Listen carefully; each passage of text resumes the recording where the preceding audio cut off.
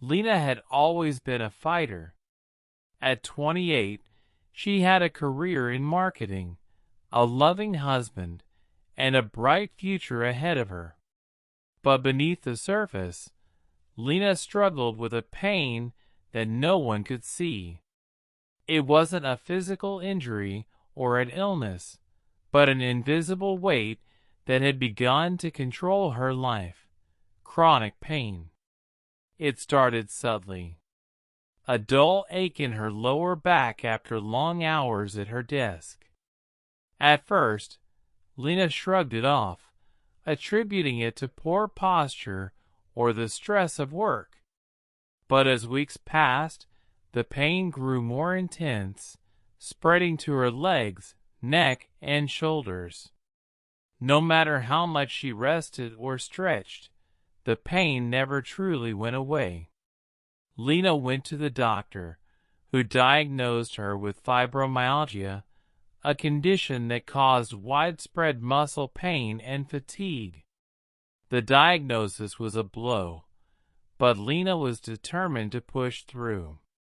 She continued working, even when the pain would keep her awake at night or cause her to wince with every movement. As the pain became unbearable, her doctor prescribed painkillers.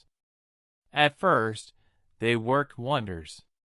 They dulled the pain, giving Lena brief moments of relief and allowing her to function. She felt like herself again, able to go to work, attend social events, and enjoy her life without being consumed by constant discomfort. But as the weeks turned into months, the painkillers became more than just a temporary solution. Lena found herself relying on them more and more.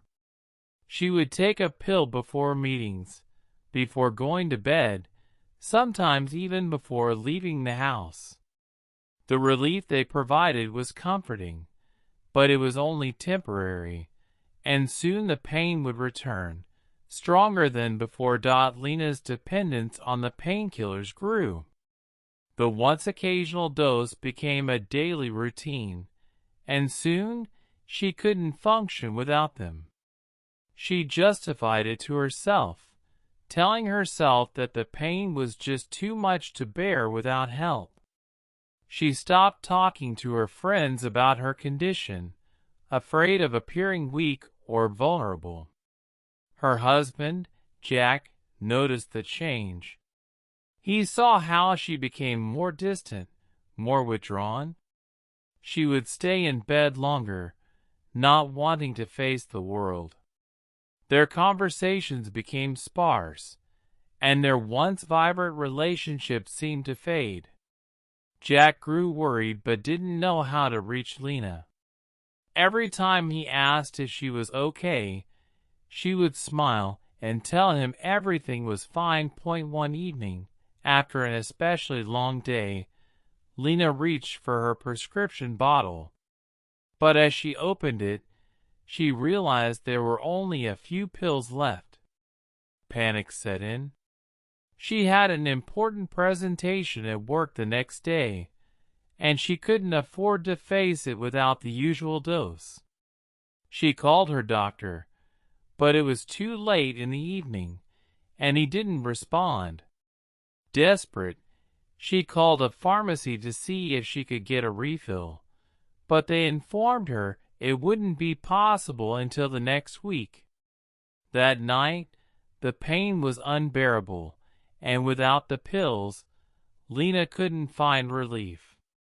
She tossed and turned, unable to sleep. The pain felt like it was consuming her, and all she could think about was getting the pills to make it stop. Her body began to crave the drug. Her mind focused solely on the need for relief, even if it meant taking more than what was prescribed. The next morning, Lena woke up late for her presentation. The pain was overwhelming, and in her frantic state, she took more than the recommended dose of painkillers. She knew it was risky, but the desire to numb, the pain was too strong.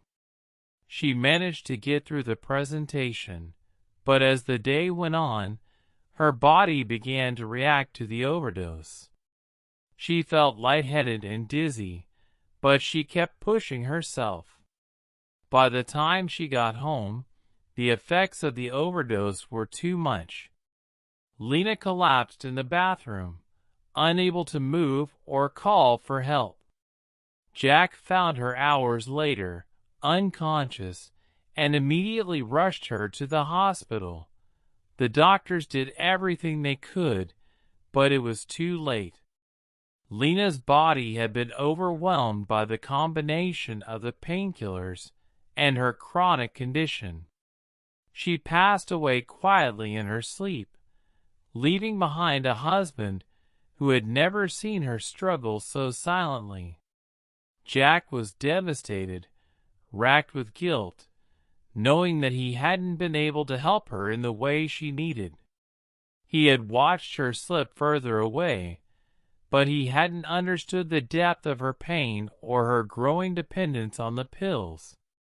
At Lena's funeral, Jack stood alone, holding the bottle of painkillers she had left behind. He wondered if things could have been different if he had noticed sooner, if he had known how much the pain truly consumed her. He couldn't help but blame himself for not pushing her to open up about her struggles.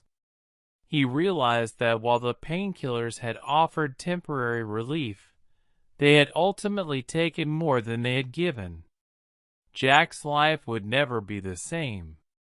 He vowed to help others understand the danger of relying on painkillers to mask inner pain, both physical and emotional. He wanted Lena's story to serve as a reminder that sometimes the solution we seek to numb our suffering can lead to an even greater tragedy. Painkillers can offer temporary relief, but relying on them to numb deeper emotional or physical pain can be a dangerous path. True healing comes from addressing the root of our suffering and seeking help, rather than masking it. Sometimes, the ones we love silently carry burdens that are too heavy to bear alone, and it's important to see beyond the surface to truly understand their struggles.